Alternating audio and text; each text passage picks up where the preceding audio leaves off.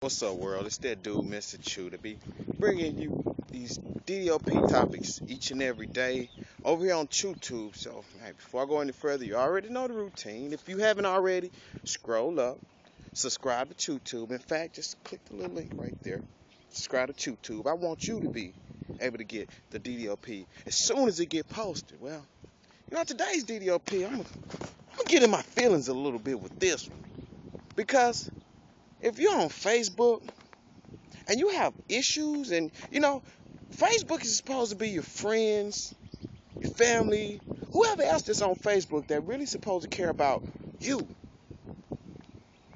And whenever you start talking about things that are on Facebook that it's you, whether it's good, bad, or ugly, people on Facebook always say, well, this ain't the place for you to be talking about your problem. This ain't the place for you to be. But my question is, why isn't it? It is a place for you to talk about your things. And you're supposed to have friends, and you have problems. You're supposed to be able to get those answers, just like the DDOP.